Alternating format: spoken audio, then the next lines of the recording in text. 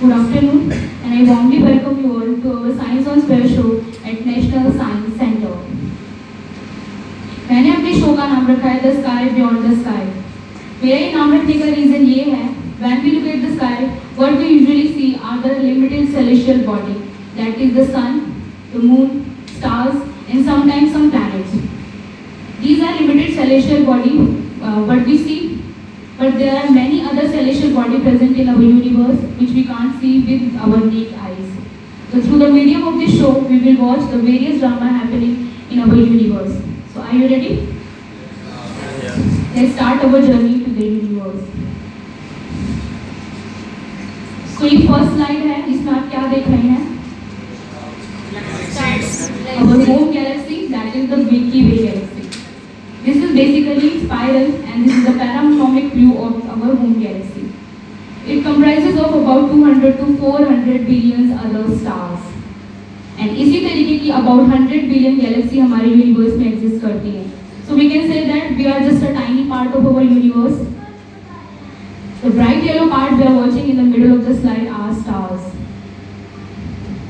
अब हम स्टार्स की बात अगर कर ही रहे हैं तो हमारे प्लैनेट का सबसे नियरेस्ट एंड ब्राइटेस्ट स्टार कौन सा है? सन। The sun.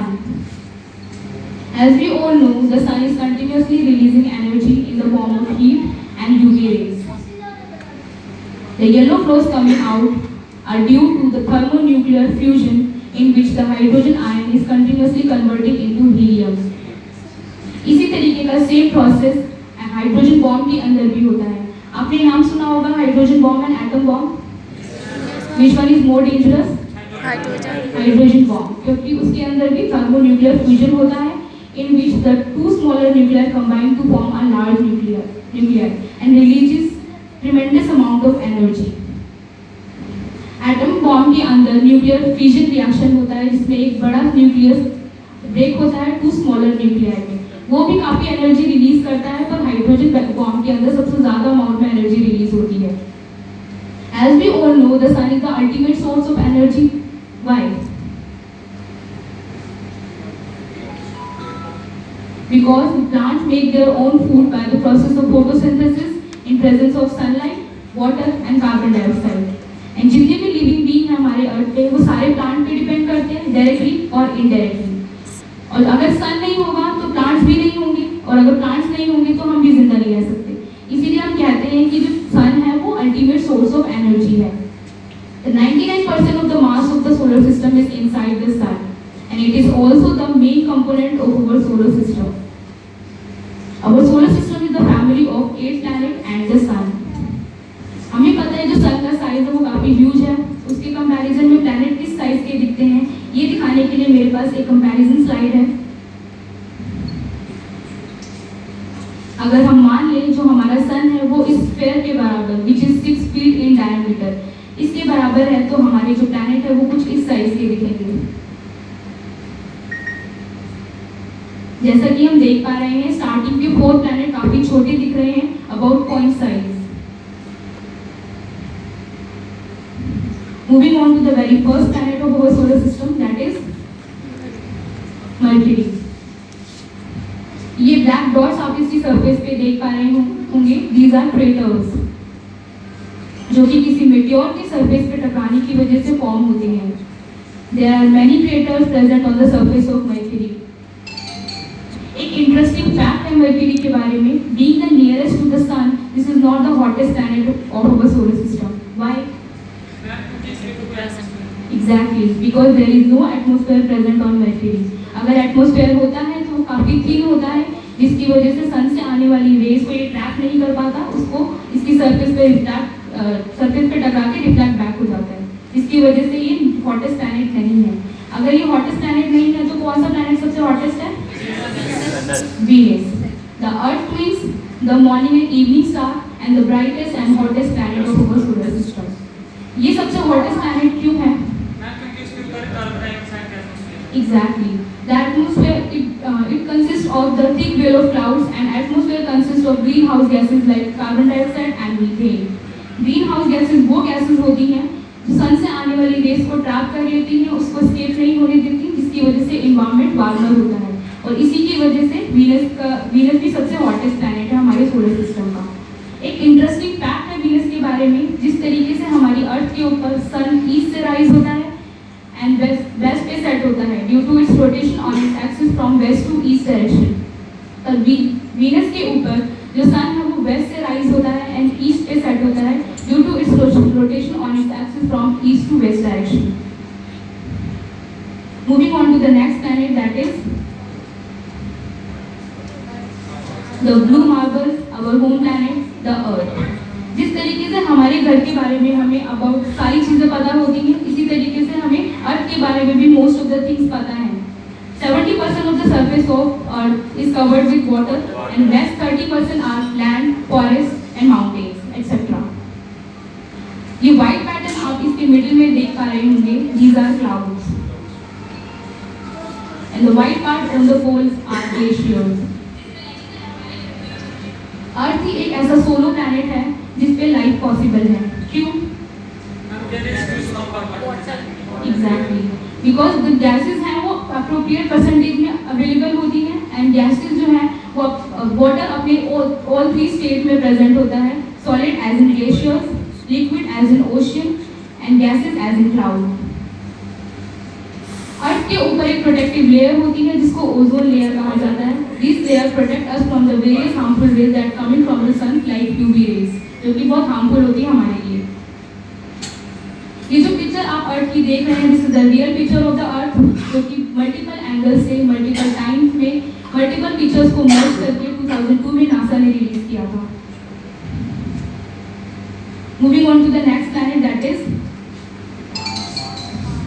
Mars, the red planet. Why it is called red planet? क्योंकि the color of the soil is red due to the presence of iron oxide. जिस तरीके से iron moisture के contact में आने से ऑक्सीडाइज हो जाती है, उसके ऊपर आयरन ऑक्साइड की कोटिंग आ जाती है जिसको रस्टिंग यानी जंग कहा जाता है. इसी तरीके का आयरन ऑक्साइड इसकी सॉइल में भी प्रेजेंट होता है, जो कि इसको रेड कलर प्रोवाइड करता है. अर्थ के बाद मार्स ही एक ऐसा प्लैनेट है जिस पे लाइफ की पॉसिबिलिटी बताई जा रही है, क्योंकि आयरन ऑक्साइड अगर बन रहा है दैट मींस ऑक्सीजन प्रेजेंट है कहीं ना कहीं, and also the presence of polar ice cap. अभी तक हमने जितने भी प्लैनेट्स के बारे में जाना, these are known as terrestrial planet, जिनकी एक पर्टिकुलर सरफेस होती है जिनके ऊपर हम लैंड कर सकते हैं. अब हम जितने प्लैनेट्स के बारे में जानेंगे, these are gaseous planet. So our very first gaseous planet is Jupiter. This is also known as the largest planet of our solar system. ये आप इसके डिफरेंट लेयर्स देख पा रहे होंगे. These are layer of different gases with different densities. जिस तरीके से पानी के ऊपर अगर हम ऑयल की ड्रॉपलेट्स डालते हैं, उनकी डेंसिटीज डिफरेंट होने की वजह से वो कभी आपस में मिक्स नहीं होती. इसी तरीके से ये गैसेस की भी डेंसिटीज डिफरेंट होती हैं, जिसकी वजह से ये कभी आपस में मिक्स नहीं होती और एक लेयर पैटर्न तैयार करती हैं. इसमें से कुछ गैसेस क्लॉकवाइज एंड कुछ गैसेस एंटी क्लॉकवाइज रोटेट करती हैं. इसकी सरफेस पे आप एक आई लाइक स्ट्रक्चर देख पा रहे होंगे. This eye like structure is known as red spot. This is the storm of gases, जो कि 300 साल से चलता आ रहा है. इसका साइज इतना ह्यूज है कि अगर मैं अर्थ की बात करूं तो हमारी अर्थ 3 अर्थ इसके अंदर फिट हो सकती है. अगर इस छोटे से स्पॉट के अंदर हमारी 3 अर्थ फिट हो सकती हैं, तो पूरे जुपिटर के अंदर हमारी कितनी अर्थ फिट हो सकती हैं, कोई बता सकता है? About 1300 Earth. इतना ह्यूज प्लैनेट है ये. Moving on to the next planet, that is Saturn. ये अपने रिंग के बिना थोड़ा सा अनफैमिलियर सा लग रहा होगा, because ring is not the part of Saturn. It is the pieces of rock, meteors, shattered moon, जो कि सैटर्न की ग्रेविटी की वजह से पीसेस में ब्रेक हो जाते हैं एंड उसकी ग्रेविटी की वजह से एक पैटर्न तैयार करते हैं जो कि एक रिंग की तरह अपीयर होता है. सैटर्न का एक इंटरेस्टिंग फैक्ट होता है कि अगर हम एक हाइपोथेटिकल सिचुएशन लेके चले जिसमें हमारे पास एक बड़ा सा स्विमिंग पूल हो, अगर हम सैटर्न को उसके अंदर डुबाने की कोशिश करें तो सैटर्न उसके अंदर डूबेगा नहीं, उसकी सरफेस पे फ्लोट करने लगेगा, क्योंकि इसकी जो डेंसिटी होती है वो पानी की डेंसिटी से भी कम होती है. The last 2 planets of our solar system are Uranus and Neptune. These 2 planets are known as blue planets due to the presence of methane. Methane gas के प्रेजेंट होने की वजह से ये ब्लू कलर के अपीयर होते हैं, इसीलिए इनको ब्लू प्लैनेट्स कहा जाता है. यूरेनस के ऊपर एक गैस प्रेजेंट होती है जिसको हम बोलते हैं हाइड्रोजन सल्फाइड. इस हाइड्रोजन सल्फाइड की वजह से it stink like and rotten egg. ये सड़े हुए अंडे जैसा स्मेल करता है. अब हम अपने सोलर सिस्टम के सबसे एक्सट्रीम पे आ चुके हैं, that is Neptune. Being the farthest planet of our solar system to the sun, ये इसका जो एनवायरनमेंट है वो काफ़ी ठंडा रहता है, क्योंकि यहाँ पे जो सन की रेज है वो अप्रोप्रिएट अमाउंट में नहीं पहुँच पाती. इस पे चलने वाली हवाएं काफ़ी तेज चलती हैं, that is about 2000 kilometre per hour की स्पीड से. आप इसकी सरफेस पे ये व्हाइट पैटर्न्स देख पा रहे होंगे. These are clouds. इनको स्कूटर कहा जाता है. अब मैं वापस से आपको अर्थ के पास लेके आना चाहूंगी.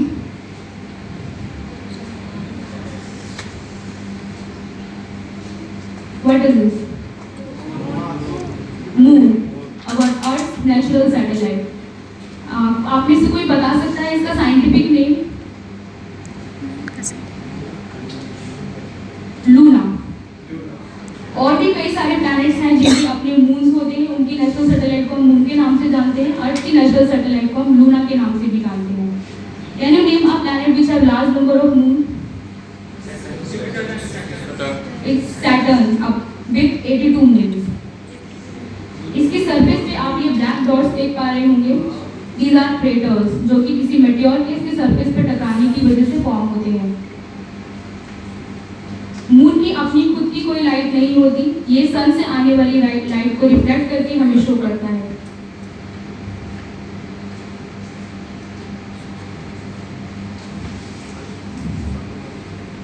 The next slide is of phases of moon.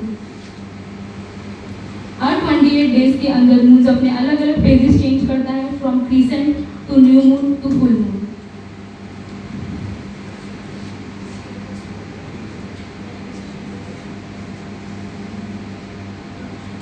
The last slide of our show, that is,